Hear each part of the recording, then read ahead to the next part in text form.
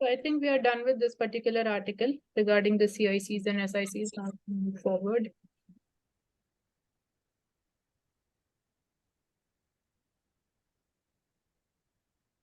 Mansi, we can take a topic of indefinite suspension.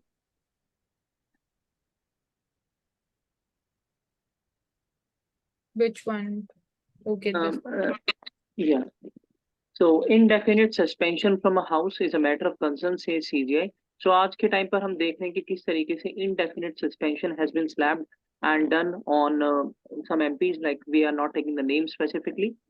And basically GNCTD Amendment Bill 2023, इसको accuse किया गया था by some of the MPs on the basis of which this indefinite suspension has been done. So it leads to the uh, you know a question on the credibility of the parliament and how the suspension matters are dealt by the speaker and the committees of the parliament.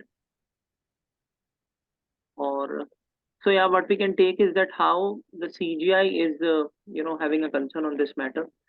So indefinite. So Oshik, I have a question to you, that how we can deal with this problem of indefinite suspension from the house.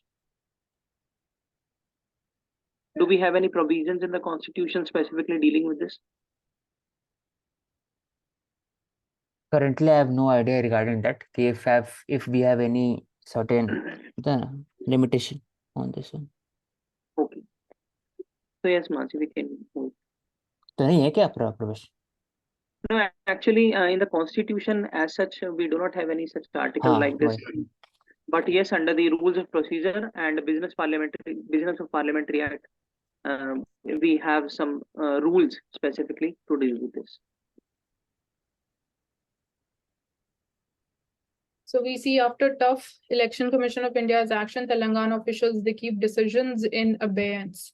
So when we talk about even और क्या power devolution होना चाहिए to Election Commission of India, और क्या emerging challenges as far as this entire process of conducting free and fair elections is concerned. So herein, as we have also talked about, कि model code of conduct को legally enforceable बना देना चाहिए. And as far as again autonomy of ECS functioning is concerned, तो जो appointments होनी चाहिए, there should be a proper collegium as far as appointments is concerned. Mansi क्या देख सकते हैं, जो दो इंपॉर्टेंट टॉपिक्स हैं कि किस तरीके से election commission during the time period of election conduct gets the judicial powers and the administration powers, की जब वो स्टेट लेड जो IAS या IPS कैडर के ऑफिसर्स होते हैं उनको ट्रांसफर कर सकते हैं, उनको सस्पेंड कर सकते हैं. तो ये एक रोबस्ट पावर इलेक्शन कमीशन को बाय द कॉन्स्टिट्यूशन दी गई है.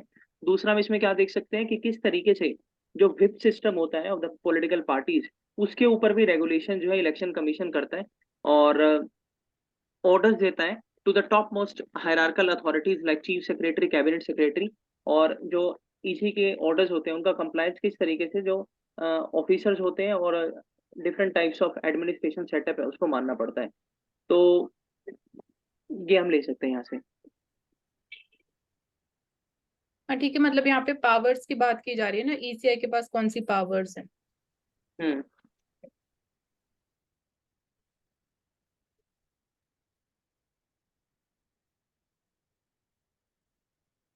So we can take this up as well. Electoral bonds on Attorney General of India. He highlights कि electoral bonds के through it basically promotes and helps donate clean money to the parties. So petitioners could not claim a general right to know anything and everything for undefined ends in the electoral bonds scheme.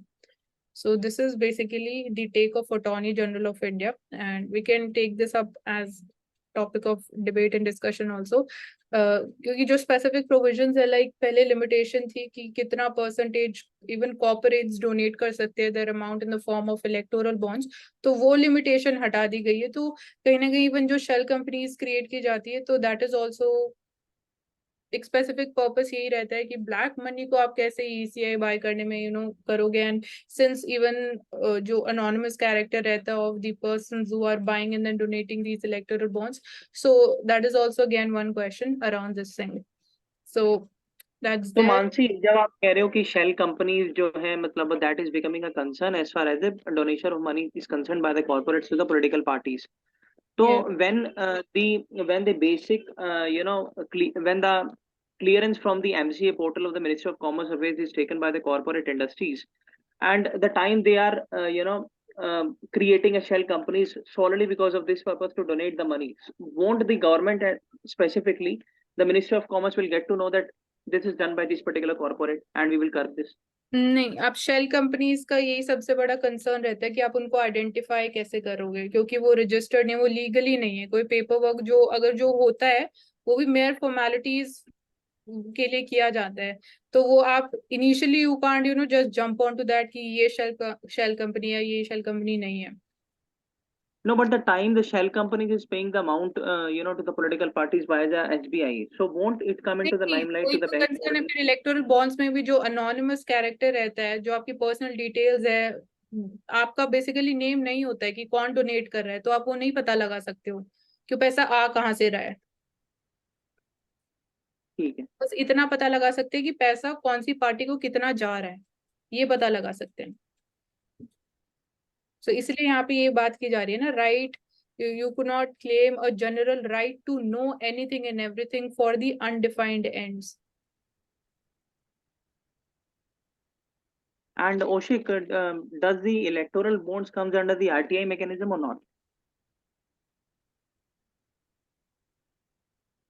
I think Oshik? it does not come under RTI Act, क्योंकि Okay, so electoral should bond में should we कल try to government ने bring कहा it? था क्या वो Should we try to bring?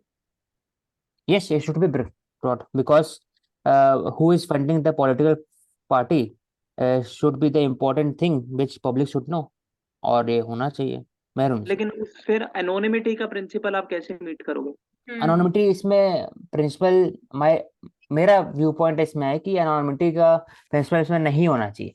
हर एक company हर एक सबको पता होना चाहिए कौन किसको वोट कर, कौन किसको कितना डोनेट करते हैं, हाँ, क्योंकि क्योंकि ऐसे फिर क्या होता है ना कि अनॉर्मिटी तो ब्यूरोक्रेसी का होता है, जुडिशरी का जजमेंट का पीछे होता है, ये इसमें क्यों मुझे नहीं समझ में आता है इलेक्टोरल फंडिंग। मतलब ये भी बोला जाता है ना, ऑब्जेक्टिव क्या है इलेक्टोरल बॉन्ड्स लाने का, ट्रांसपेरेंसी प्रमोट करना। तो अगर इसी सिस्टम में हाँ ट्रांसपेरेंसी नहीं है तो फिर वो जो मेन मोटिव है वो तो फुलफिल नहीं हुआ ना। कौन किस कॉर्पोरेट फंडिंग कितना है पॉलिटिकल पार्टी का, कौन पार्टी सबसे ज्यादा लेता है या फिर कितना मिलता है, तो वो सब पता होना चाहिए पब्लिक को। Yes, तब and obviously it leads to the crony capitalism policies when we are seeing that how the neoliberalism is promoted by the government via this electoral chronic bond. Capitalism नहीं बोलेंगे ऐसा कि वो मतलब इतना एग्जैक्ट नहीं है क्रोनिक कैपिटलिज्म कि हर दुनिया में सबको होता ही है एक तरह से, मतलब donation is a part of the electoral process. हाँ, No, ये I'm यहाँ not पर criticizing the छुप के donation करते हैं, part, मैं वहां बोल पर रहा हूँ कि anonymity अगर वहां पर सबको सामने करते हैं लॉबिंग, तो I think it is part of democratic process, but I according to my opinion it should be made public, ये डेटा जो पब्लिक होना चाहिए ये मेरे okay, so we are subscribing with your view and let's see what the government does on this.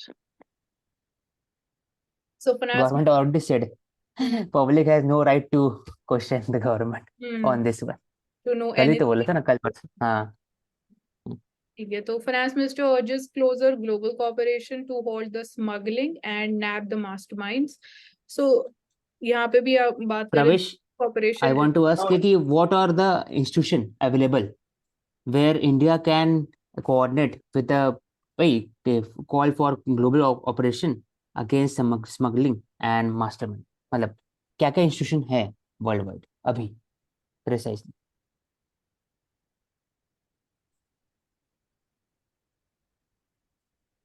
ऐसा तो एक दिया हुआ वर्ल्ड कस्टम वही ऑर्गेनाइजेशन है। मैं इसीलिए मैंने उसको बोला नहीं, तो हाँ that is तो the इसके only अलावा thing. बताइए, हाँ ठीक है, अगर इंटरपोल बोल सकते हैं एक, हाँ इंटरपोल हो गया, और बताइए ऐसा अगर आपको, आप पढ़ो मानसी, तो सोच के FATF बताएंगे। FATF हो जाएगा। हाँ FATF हो गया। और इंडिया में बात करें तो central board of indirect taxes, customs board जो है। तो यहाँ पे अगर हम बात करें स्मगलिंग की, तो ये देखा जा रहा है कि लास्ट 50 to 60 ईयर्स में जो नेचर ऑफ गुड स्मगल किए जा रहे हैं ना, वो चेंज नहीं हुआ है। तो लास्ट अराउंड 60 ईयर्स से वो ही गुड स्मगल किए जा रहे हैं। अब बात करो गोल्ड की, बात करो ड्रग्स की, सो चीजें यही हैं। मतलब ड्रग्स में that can change, but drugs हो रहा है। So by now we should be fairly informed कि बेसिकली यहाँ पे अब इम्पोर्टेंस ऑफ डेटा आ जाता है. So in place of lot of emphasis inter governmental cooperation important हो जाती है. और जो हम बॉडीज है वो तो हम बात कर ही रहे हैं, जैसे वर्ल्ड कस्टम्स ऑर्गेनाइजेशन जो है, तो cooperation at this level is very important. I think the topmost organization we have UN office on drugs and crime, I think. हाँ, right. बट कस्टम्स का ये और रहता इंडिया है में तो एनसीबी है. ऑर्गेनाइजेशन ये, हाँ, कि जो ट्रेड हो रहा है ना वो ट्रांसनेशनल जो नेचर है उसको कर्व करने के लिए कस्टम्स ऑर्गेनाइजेशन का जो की रोल है वो बहुत सिग्निफिकेंट है. तो India economic intelligence council. Information sharing, intelligence sharing, उसके through we can build this global cooperation. So initiating systemic changes to further improve coordination and information exchange. And with this, again, internal security threat भी है. We are seeing कि even smugglers जिस तरीके से चीजें smuggle कर रहे हैं, even they are making this entire process more sophisticated again with the help of technology. So even rise of e-commerce. So e-commerce के through भी चीजें illegally sell की जाती हैं.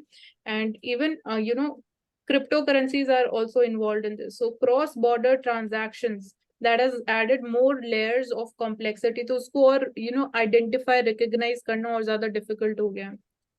तो मुझे एक थोड़ा अनकन्वेंशनल सा व्यू पॉइंट है मेरा कि जो भी हमारे इंटरनेशनल बॉर्डर्स हैं वहां पर देखते हैं हम कि बहुत सारे विलेजेस होते हैं. तो we should try to create some defence villages particularly in those areas which are highly prone to smuggling and these drug affected regions, जो कि cooperate कर सकते हैं as a village defence committee ना प्रवेश.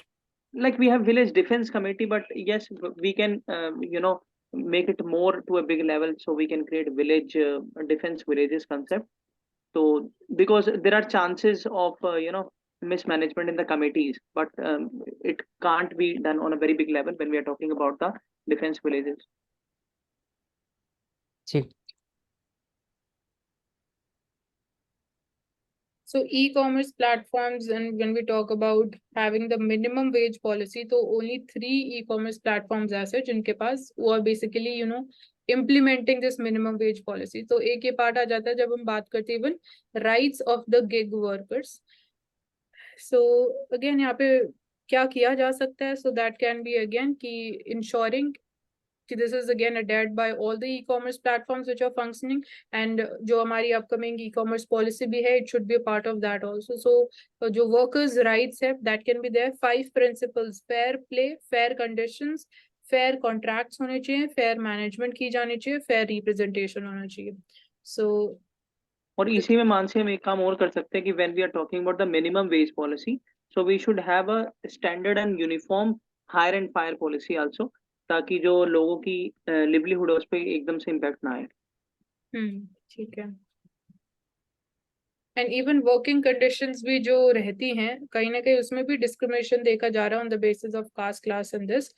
So Fair Work found that only 2 companies, Blue Smart, जो electronic vehicles cab services offer करती है, and Swiggy, they have institutionalized the regular external audits किए जाते हैं to check for अगर कोई bias exist करती है नहीं करती है in their work allocation system. So this can be again made a part of all the platforms which are Mansi ये जो डिस्क्रिमिनेशन होता है with in the premises of the working areas, इसके लिए आप कोई ऐसा स्टेप बता सकते हैं कि जिससे कोई कर्व लिया जा सके बाय द इंस्टीट्यूशंस? ऐसा क्या करें? यही रिफॉर्म यहाँ पे यही बात की गई है कि एक्सटर्नल ऑडिट्स कराए जाते हैं. पहले तो आप पता लगाओगे कि बायस हो भी रहा है नहीं हो रहा है, उसको फिर आप कर्व कर सकते हो अकॉर्डिंगली कि अगेन वो बायस अगर हो रहा है इन टर्म्स ऑफ कितनी वेज आप दे रहे हो, मतलब वर्क एलोकेशन भी जो रहता है, जो डिलीवरी सर्विसेज प्रोवाइड की जाती है टू दीज डिलीवरी एजेंट्स, तो उसमें भी कहीं ना कहीं डिस्क्रिमिनेशन देखा जाता है फिर आगे जो वर्क एलोकेट होता है.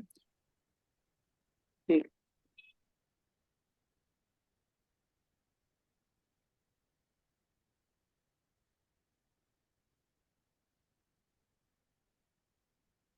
So Chinese vessel begins the research of the coast of Sri Lanka amid India's concerns.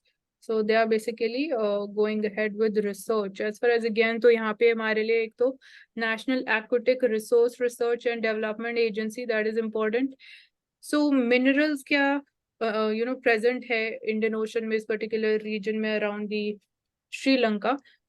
So क्या ये again International Seabed Authority जो उनके प्रोविजंस है कहीं ना कहीं उसको वॉयलेट करेगा, एंड जो इवन यूएन कन्वेंशन है on the law of seas, क्या ये उसको भी वायलेट कर सकता है? बोथ इंडिया एंड यूएसए दोनों को कंसर्न है over this vessels visit, because कहीं ना कहीं again from the perspective of security and sovereignty and again तो चैलेंज। मानसी, यहाँ पर हमें सबसे बड़ी चीज ये देखनी चाहिए कि इंडिया का कंसर्न तो है, लेकिन क्या जो चाइना का वेसल है या जो चाइनीज गवर्नमेंट इस चीज को कर रही है, क्या उसने इंटरनेशनल सी बेड अथॉरिटी से परमिशन इस काम को करने के लिए ली है?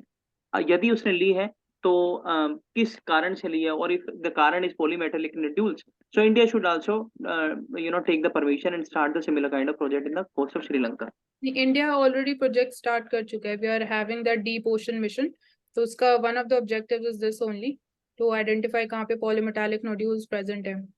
बट बात ये आ रही है ना कि चाइना यहाँ यहाँ आगे ही क्यों कर रहा है, श्रीलंका के पास इस रीजन में आके ही क्यों कर रहा है, तो उसके पीछे क्या मोटिव, क्या इंटेंशन है? एंड लीगैलिटी डेफिनेटली एक उसके ऊपर भी क्वेश्चन आ जाता है।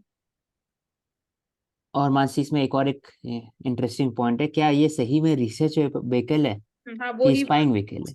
क्वेश्चन मार्क है That पूरे is what I'm basically. saying also कि if they have taken the permission from the seabed authority ऐसे or भी तो हो not. सकता है ना कि पहला डेक में रिसर्च व्हीकल रिसर्च होगा, नीचे वाला स्पाइंग होगा, हाँ कुछ और। रेडार होगा, हर चीज होगा। तो हम्म। पहला डेक दिखाया गया होगा, तो कुछ भी हो सकता है। बेसिकली हर बार यही पर आ रहे हैं, क्या हाँ। रिसर्च करना है? तो आई हम्म। थिंक प्रवेश का जो है इसमें कंसर्न, जो हम्म। हमारे अच्छा है प्रवेश, ओके नहीं, मुझे आपने ऐसा बताया। लगता है कि अगर चाइना चाइना ये चीजें करता है, तो आज के टाइम पे इंडिया कम नहीं है। India is also doing the similar kind of things when we have to protect our national interest. Okay, we can now take up Indian Express. हाँ, I'll just stop sharing this.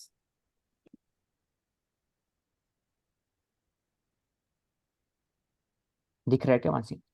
Yes, it is visible. ठीक है।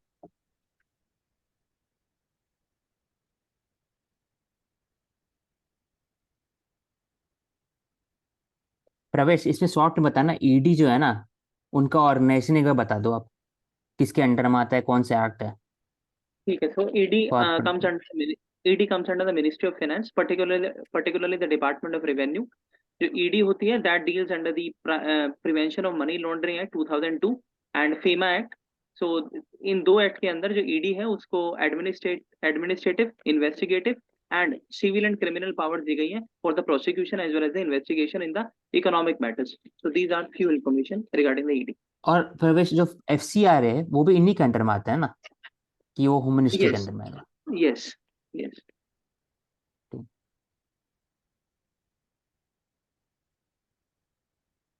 तो यहाँ पर आपने बात कर लिया था कि centre has said to Supreme Court that right to know has restriction regarding the electoral bond, कि AG has said, attorney general has said that citizens have a right to know as a facet of the right to freedom and expression. Consequently, they are entitled to access the detail of contribution of political party, thereby making confidentially under the poll scheme impermissible. तो उससे पता लग सकता है कि कौन कौन लोग they are donating to the which party. तो ये नहीं चाहते, इसलिए उन्होंने बताया कि राइट टू, अभी ये शायद चल रहा है, अभी ऑनगोइंग प्रोसेस है सुप्रीम कोर्ट में, तो आई थिंक जजमेंट के बाद ही पता चलेगा हम्म। इसके ऊपर। तो औशिक, आपने अभी जैसे अभी एक क्वेश्चन रेज किया था एफसीआरए के रिगार्डिंग, तो एफसीआरए जो फंडिंग और एनजीओस को रहती है वो मिनिस्ट्री ऑफ होम के अंडर रहता है, मिनिस्ट्री ऑफ फाइनेंस नहीं है। हाँ, मिनिस्ट्री ऑफ होम के अंदर थे, वही मैंने क्वेश्चन किया था उस पर।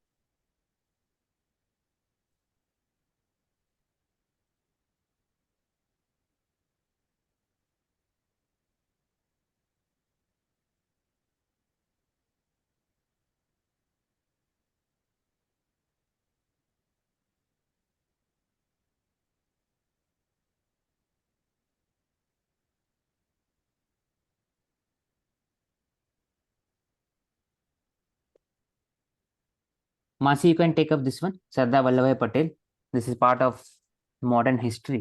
कैसे उनका क्या कंट्रीब्यूशन था with regarding to the India's national movement and after India's independence? Okay, सो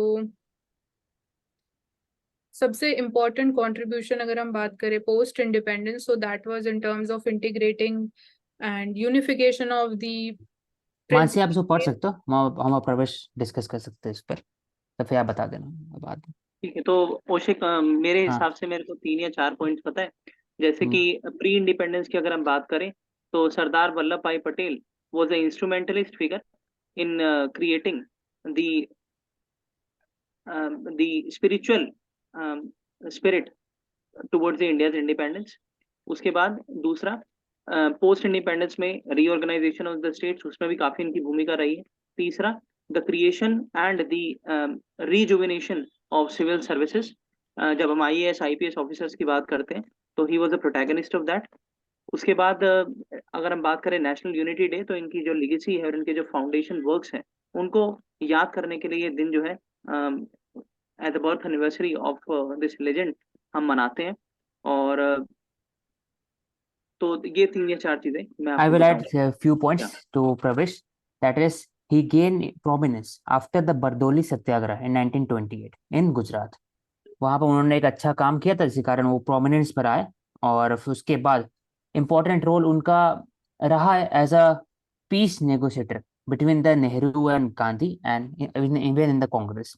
और after the independence he was instrumental in integration of the different states, 543 states, I think, 542। 542 states all over India, and he dealt he dealt in a peaceful manner as well as in an armed manner with respect to Kashmir, Hyderabad, and Junagadh. And after that, Pravesh already said that his role is very important in state reorganization and later on creating a all India service. That is all India service, IAS, IPS, and IFS, Indian Forest Service. तो Mansi, you can add on अगर I would कुछ just add a extra हो। few factual things. बाकी तो आप लोगों ने सब cover कर लिया, which is mentioned here.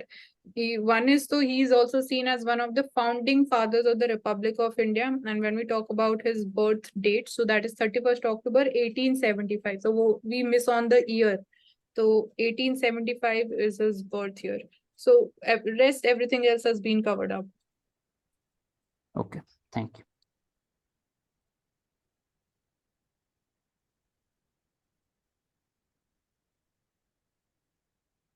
तो इसमें मैंने बात कर लिया इस पर कि उनका जो मास्टर मिनिस्टर एडमिनिस्ट्रेटर रिलेशनशिप है, उन पर उन्होंने बताया कि कैसे there should be a nexus नहीं, there should be a coordination and synergy between the politician and bureaucrat for the effective governance. ये एक वैल्यू एथिक्स सीख सकते हैं।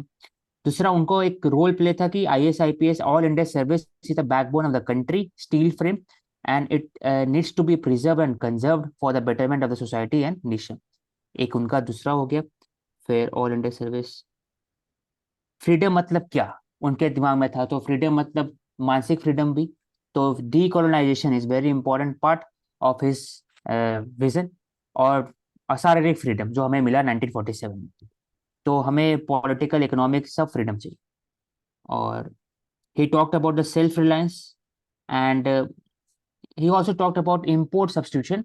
लेकिन import substitution आज के समय में पॉसिबल बहुत कम है, इसमें मानसी बोल सकती है। लेकिन हम लोग सेल्फ रिलायंस तरफ जा सकते हैं। हाँ, यहाँ पे नेशन, इम्पोर्ट सब्सटीट्यूशन आज के कॉन्टेक्स्ट में तो हम इस टर्म को नहीं यूज कर सकते। पोस्ट इंडिपेंडेंस जो हम मेजर फोकस कर रहे थे as a policy, that was import substitution. Then we had the phase of globalisation, liberalisation, privatisation from 1990s। But now again हम ये टर्म नहीं यूज कर सकते import substitution, but in a way we are now again promoting self reliance. Efficiency हम promote कर रहे हैं, but at the same time free trade कैसे हो, तो वो सब basically these are few complementary things जो आज के टाइम में हम फोकस कर रहे हैं। based on Sardar Patel's life, how he communicated with the masses, how he innovated, how he presented the ideas in a simple manner in Bardoli Satyagraha, he was able to win over the Kalpras and also the backward classes in the, for example, Patel in Gujarat, as well as women's side also.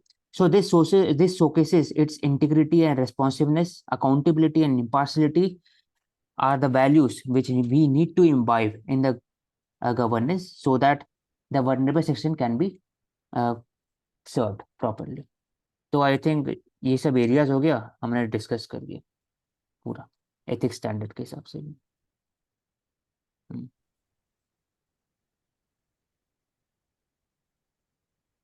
तो औशिक, बरदोली सत्याग्रह का objective क्या था? बरदोली सत्याग्रह was basic revenue based था कि बरदोली तालुका में वहां पर ज्यादा रेवेन्यू लिया जा रहा था, तो उनको रेवेन्यू कम करना था। फॉर एग्जाम्पल उनका अगर साइडलाइन एग्जाम्पल लिया जाए तो चंपारण टाइप ही है एक तरह से ओके, बरदोली सत्याग्रह। ठीक है, ठीक। I think Kaushik, it was unfair the tax unfair tax किया most गया था उनके ऊपर, semi-that फार्मर्स के ऊपर में। तो बरदोली सत्याग्रह इसलिए फेमस नहीं है। बरदोली सत्याग्रह इसलिए फेमस है कि जो बीच में था 1928 में हुआ था ना, तो 1924 22 में खत्म हुआ और 2031 में स्टार्ट हुआ ना, एनसीएम और सीडीएम के बीच में टाइम पीरियड।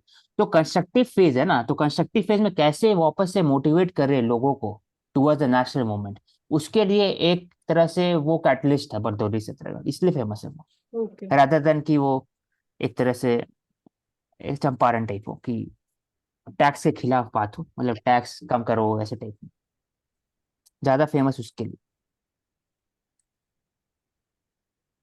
क्या कोई बोल रहे थे आप, बोलिए प्रवेश। नहीं नहीं, कोई नहीं, आगे चलते हैं।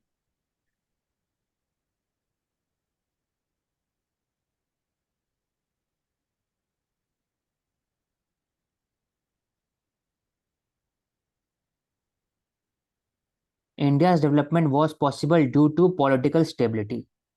प्रवेश अगर इस पर कमेंट करना है आपको, पॉलिटिकल स्टेबिलिटी के कारण ही इंडिया डेवलपमेंट पॉसिबल हुआ, तो क्या बोलेंगे इस पर, शॉर्ट में बोलिए कि political stability is it important for the India's development. और तो पॉलिटिकल स्टेबिलिटी ऑब्वियसली, मतलब क्या? ऑब्वियसली हाँ, लेकिन क्या पॉलिटिकल स्टेबिलिटी मतलब सिर्फ कि जो गवर्नमेंट सरकार आती है उनका मेजोरिटी होना चाहिए, कि ओवरऑल पॉलिटिकल स्टेबिलिटी का बात हो रहे हैं? so this term signifies the stability of the political setup, not the political parties as such. कि किस तरीके से जो लेजिस्लेचर्स हैं वो कितनी एफिशिएंसी और प्रोडक्टिविटी के साथ सेशन चलाते हैं, किस तरीके से जो सोशल इकोनॉमिक गवर्नेंस पॉलिसीज हैं वाया बिल्स वो ला पाते हैं, ये टर्म उसको सिग्निफाई करता है। और किस तरीके से जो, Mansi, I think you have made it औशिक इज क्रॉनिंग। ओके। बोलिए। सो किस तरीके से जो पॉलिटिकल स्टेबिलिटी है, ना केवल गवर्नमेंट में, मेजोरिटेरियनिज्म में, बल्कि किस तरीके से वो अलग अलग जो चैलेंजेस आए हैं जो फेडरल पॉलिटिकल रिपब्लिक के लिए, जैसे कि अगर हम इंटरनल सिक्योरिटी की बात करते हैं, इंटरनेशनल क्रॉस बॉर्डर टेररिज्म की बात करते हैं, नई न्यू न्यू अपॉर्चुनिटीज और चैलेंजेस की बात करते हैं, तो किस तरीके से ये जो पॉलिटिकल स्टेबिलिटी हमारी पॉलिसीज में है, जो डेमोक्रेटिक सोशलिज्म की अगर हम बात कर रहे हैं इंडिपेंडेंस के टाइम से अब तक, तो ये स्टेबिलिटी की ये बात करना चाह रहा है टर्म, रादर की पॉलिटिकल पार्टीज की स्टेबिलिटी। और आज तक भी हम सोशलिज्म, मिक्स्ड इकोनॉमी, किस तरीके से उसको प्रमोट कर पा रहे हैं, तो ये I think I would like to comment on this. इसमें वही बात हो रहा है कि इसको ब्रॉडर व्यू लेना चाहिए यहाँ पर, इसलिए मैंने पूछा था। पॉलिटिकल स्टेबिलिटी सिर्फ गवर्नमेंट का स्टेबिलिटी विद मेजोरिटी नहीं है, वो ओवरऑल सेटअप का बात, जो प्रवेश ने कहा कि सिक्योरिटी पर्सपेक्टिव देखना चाहिए और पॉलिटिकल स्ट्रक्चर के हिसाब से देखना चाहिए, ओवरऑल स्टेबिलिटी इंपॉर्टेंट होता है। मानसी आपको कुछ ऐड करना है तो। पॉलिटिकल स्टेबिलिटी, हाँ मैं इसको ये भी लूंगी कि राइट टू वोट जो है वो कितना फ्री एंड फेयर, इलेक्शन जो किए जा रहे हो कितना फ्री एंड फेयर तरीके से कराए जा रहे हैं, एंड डाइवर्सिटी को ड्यू रिस्पेक्ट देते हुए, taking that also into consideration, हमारा पॉलिटिकल सेटअप कितना सस्टेनेबल, कितना रेजिलेंट है। तो पॉलिटिकल स्ट्रक्चर जो है वो, स्टेबिलिटी जो है, पॉलिटिकल विल भी इसका एक इम्पोर्टेंट पार्ट रहेगा। तो I would like to see it from this perspective. फिर might is right has no place in free open maritime order, says Rajnath Singh our defence minister. तो माइट इज राइट, अगर ये इसका एग्जाम्पल देखा जाए तो हम लोग देखते हैं साउथ चाइना सी में माइट इज राइट। हम लोग देखते हैं for example US intervention in Arabic countries, जैसे इराक हो गया या फिर सीरिया हो गया, तो इसे माइट इज राइट कि they are enforcing the values of the west on the native population, कि डेमोक्रेसी सही है। तो डेमोक्रेसी सही होने के लिए प्रॉपर इकोनॉमिक स्टेबिलिटी बनना चाहिए और एक सेंटिमेंट भी होना चाहिए, जो नहीं है लेकिन जबरदस्ती आप फोर्स करेंगे, तो माइट इज राइट का वहाँ कॉन्सेप्ट आ जाता है। फिर वीटो राइट, जो अगर देखा जाता है वीटो किया जाता है इन द यूएनएससी, वहाँ माइट इज राइट। तो India as alternative to might is right, India supports rule based international order, तभी जा करके वो मल्टीलैटरल इंस्टीट्यूशन को प्रमोट कर रहे हैं, और साथ ही साथ बाकी जो अनवर्नेबल सेक्शन, वर्नेबल कंट्रीज है, उनका भी सहयोग करने के लिए मदद कर रहे हैं। फॉर एग्जाम्पल अफ्रीका यूनियन को बनाया गया G20 का मेंबरशिप, और फिर सबके साथ रिलेशनशिप भी इक्वल मतलब काउंटर पार्ट से चल रहा है।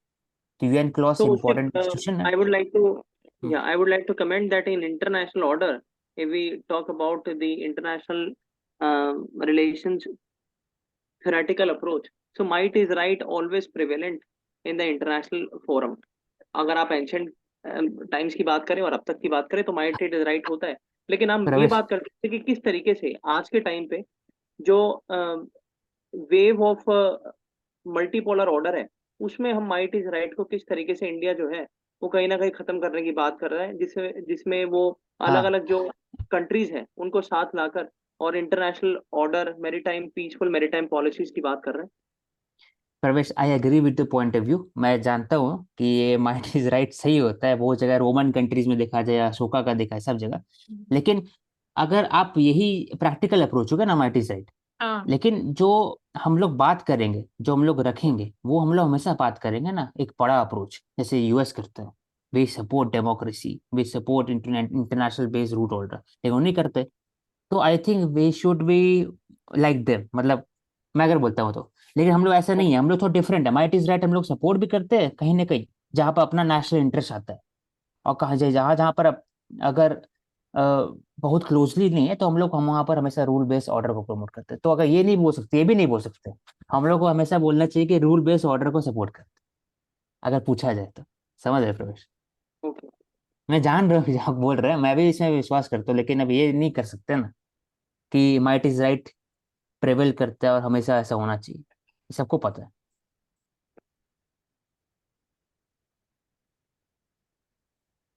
हमने ले लिया था ये indefinite exclusion concern house must have voices from across spectrum.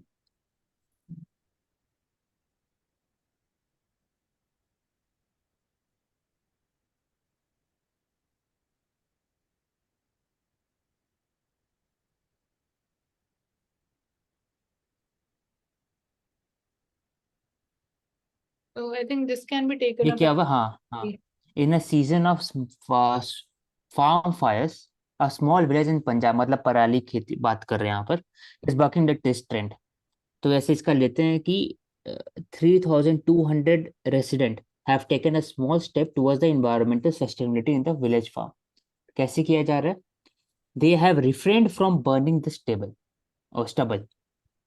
they have acquired several crop residue management machine from the panchayat of and provided them free यहाँ of पे जो cost to मॉडल है ना, farmer with वो limited resources। जो हाँ model है वो ये है कि पंचायत के जो राशन कैंप्स है ना, वहां पे लोगों को ये ऑफर दिया जा रहा है कि आप प्लास्टिक वेस्ट लेके आओगे, उसके एक्सचेंज में आपको शुगर और जैगरी मिलेगा। तो ये इस पूरे चीज हाँ के ऊपर मॉडल बेस्ड है। हाँ। The village is set to get a plastic waste management unit worth 16 lakh, likely to be run by panchayat. Panchayat run करेंगे, are hmm. funded by centre. अब ये क्या करेंगे? Plastic item into water pipe, chairs such ऐसे, मतलब ये सब use हाँ, करेंगे ये सब हाँ और वो। रेवेन्यू भी मिलेगा उनके, और इनकरेज साइकिल रिसाइकलिंग भी होगा। ठीक है। और सेविंग वाटर।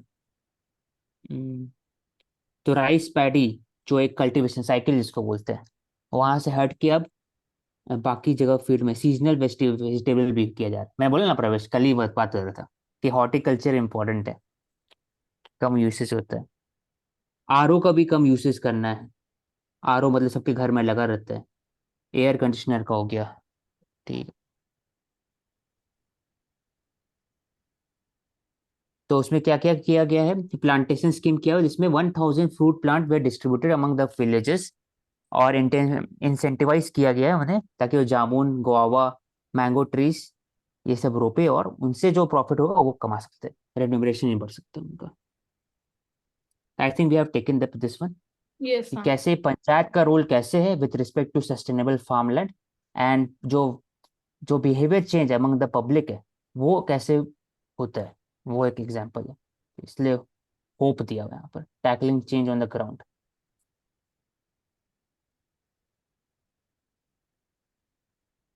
कर्तव्य पाथ, वही है ना इंडिया गेट के सामने जो बोला जाता हम्म। है, राजपथ को कर्तव्य पाथ।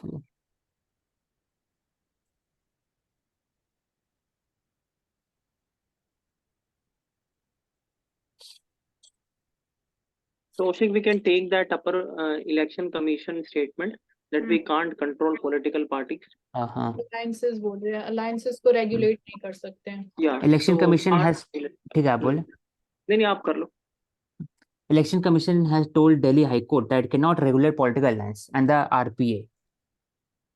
हाँ ऑब्वियस बात है क्योंकि जो अलायंस है it is a step taken by the political executive and it should not come under the ECI scanner क्योंकि ये तो डिस्क्रिप्शन है बेसिकली पॉलिटिकल एग्जीक्यूटिव का किसके अलायंस में किनके पास जाना है. हाउएवर देयर आर सर्टेन क्या ऑलरेडी issue है? लेकिन दिया हुआ है ना कि ठीक। सर्टेन प्रोविजन है कॉन्स्टिट्यूशन के अंदर में कि आप अलायंस ज्वाइन कर सकते हैं नहीं कर सकते हैं.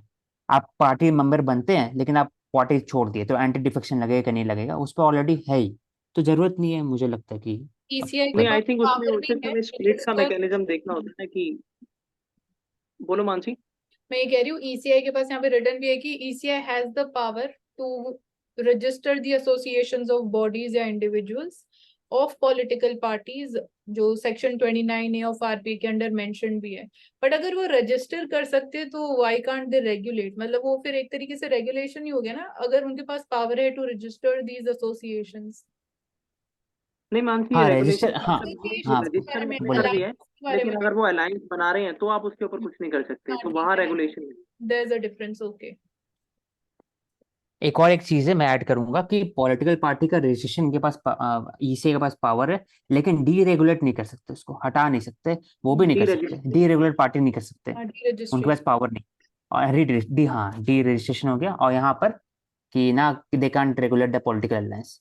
एंड तो वन ये more important this thing we can shows take हाँ एक और मैं ऐड कर सकता हूँ this shows the separation of power between the executive and political party. Separation power important term है जो ECI मेंटेन करते हैं हाईएस्ट. बोले प्रकाश आपको. एंड हम यहाँ पर ये देख सकते हैं कि how this case becomes important. Kerala high court versus union where it was held that political alliances are not legal entities and there are no statutory provisions mandating the ECI to regulate their functioning. यानी जो हमारी political alliances होती हैं वो legal entities नहीं है. तो क्या हमारी political parties legal entities होती हैं? ये एक बड़ा क्वेश्चन है. और statutory provisions नहीं है हमारे पास कि इनकी functioning को regulate किया जाए. पर अलायंसेस को आप रेगुलेट कैसे करोगे? अलायंसेस इतनी स्टेबल नहीं होती है, मतलब they can break away at any point of time. एक छोटे से वही बोला रीजन ना डिस्कशन पावर है. नहीं, अलायंसेस पॉलिटिकल अलायंसेस की मैं बात कर रही हूँ. उनकी स्टेबिलिटी के ऊपर भी क्वेश्चन है कि वो इतनी स्टेबल नहीं, मतलब मानी नहीं जाती जो परसेप्शन है.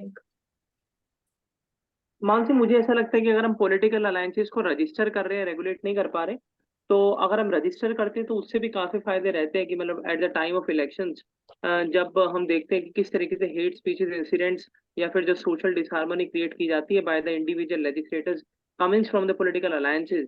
जो इलेक्शन कमीशन है वो उन अलायंसेस को पर्टिकुलरली डील कर सकता है और उनको उनके ऊपर एक प्रेशर क्रिएट कर सकता है ताकि वो विद इन द अलायंसेस जो है एक्शंस ऐसे इंडिविजुअल्स के ऊपर लिए जाएं ताकि इलेक्शन मैं कमीशन. ये बोलूंगी कि अलायंस को रजिस्टर करने की जरूरत क्यों? अगर हेट स्पीच को मतलब कर्ब करना है तो उसके लिए तो फिर आप MCC में और पावर दो ना इलेक्शन कमीशन ऑफ इंडिया को.